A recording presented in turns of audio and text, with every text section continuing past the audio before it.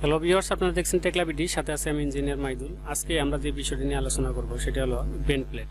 আপনি টেকলা স্ট্রাকচার 2022 ভার্সনের সফটওয়্যার দিয়ে আপনি কিভাবে একটি বেন্ট প্লেট তৈরি করবেন সেই বিষয়টি নিয়ে আজকে আলোচনা করব। আপনারা চিত্রে দেখতে পাচ্ছেন দুটি প্লেট। এই দুটি প্লেটের মতোই আমরা আরও এরকম একটি প্লেট এঁকে আপনাদের দেখাবো যে এই প্লেটটি আপনারা কিভাবে তৈরি করবেন। তবে তার আগে আপনারা যারা আমার চ্যানেলটি সাবস্ক্রাইব করেছেন তাদেরকে ধন্যবাদ, এবং এখনও যারা আমার চ্যানেলটি সাবস্ক্রাইব করেন please hit the subscribe button এবং বেল আইকন বাটনটা অন করে রাখতে ভুলবেন না। আমার চ্যানেলে এসে আন্ডার ভিডিওস আপনারা অনেকগুলো ভিডিও পাবেন যেগুলো টেকলা রিলেটেড। আশা করি এই ভিডিওগুলো আপনাদের টেকলা শিখতে সহযোগিতা করবে, এবং যাদের টেকলা সফটওয়্যার দরকার তারা আশা করি এই আমার তৃতীয় দিনে যে ভিডিওটি আপলোড করা আছে, অর্থাৎ এই ভিডিওটি দেখলে আপনি কিভাবে টেকলা সফটওয়্যার ডাউনলোড এবং ইনস্টল করবেন বিষয়টি বুঝতে পারবেন। তো চলুন শুরু করা যাক। এর জন্য প্রথমে আপনাকে যেটা করতে হবে, যদি আপনার দুইটা প্লেট এরকম বেন্ড করতে চান তাহলে আপনাকে দুইটা প্লেট নিতে হবে আগে। এর জন্য প্রথমে আমরা বিমে গেলাম, অথবা আপনি নর্মালি প্লেট নিতে পারেন।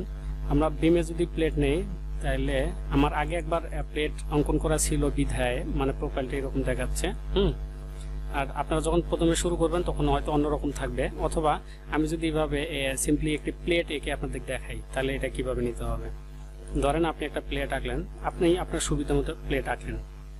এখানে দেখেন আরেকটা বিষয়, সেটা হলো ওই যে দেখেন এখানে লেখা উঠেছে অর্থোগোনাল, ঠিক আছে। এটা যদি 90 ডিগ্রি করতে চান বা পারপেন্ডিকুলার করতে চান এই লাইনটি, তখন আপনাকে ও প্রেস করতে হবে আপনার কিবোর্ড থেকে। এখন দেখেন আমি ও একবার প্রেস করেছি, বিদায় এখন আর অর্থোগোনাল এটি পারপেন্ডিকুলার দেখাচ্ছে না। যদি আবার ও প্রেস করি তাহলে এটা পারপেন্ডিকুলার দেখাবে। তখন আপনি এখানে আপনার সুবিধা মতো জায়গায় আপনি এটি স্ন্যাপটি নিতে পারবেন। তারপরে এখানে দেখেন পারপেন্ডিকুলার দেখাচ্ছে, তারপরে এখানে নিলাম, তারপরে এখানে।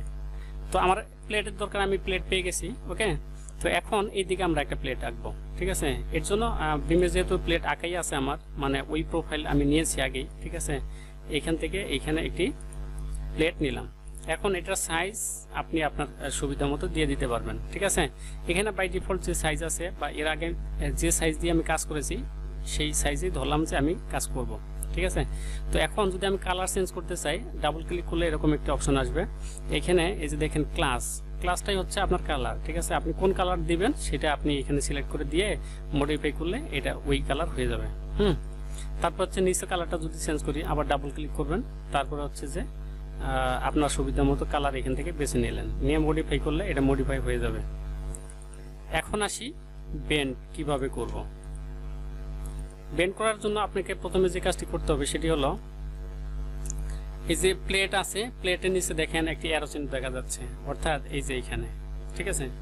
তো এখানে এই অ্যারোতে ক্লিক করলে কয়েকটা অপশন পাবেন। এই অপশনের মধ্যে ক্রিয়েট সিলিন্ড্রিক্যাল বেন্ড প্লেট, আপনি এটাতে ক্লিক করবেন। করার পরে আপনি দেখেন এখানে রেডিয়াস চেয়েছে, রেডিয়াস অর্থ গোলাকার। আপনি মানে কতটুকু গোলাকার করবেন বা কিভাবে গোলাকার করবেন, ঠিক আছে। আমি এখানে 2 ফিট বা 3 ফিট দিয়ে দিলাম। যদি 3 ফিট দিই, 3 ফিট, এখানে ফিট চিহ্নটা দিলেই হবে। তারপরে হচ্ছে বাই পার্টস, যেহেতু আমরা দুইটা পার্ট আমরা বেন্ড করব, তাহলে পার্টে ক্লিক করতে হবে। করার পরে আপনি যে দুইটা পার্টে হচ্ছে যে বেন্ড করতে চান সেই দুইটা পার্টের প্রথমে একটাতে ক্লিক করবেন, তারপরে আরেকটাতে ক্লিক করবেন। ক্লিক করার সাথে সাথে দেখেন এখানে বেন্ড হয়ে গেছে। যদি দিক থেকে দেখি এরকম দেখা যাবে, আবার যদি এরকম করে দেখি এটা এরকম দেখা যাবে। তো এটা আপনি যে কোনো সাইজের যে কোনো পরিমাপের আপনি দুটি প্লেট এভাবে বেন্ড করতে পারবেন।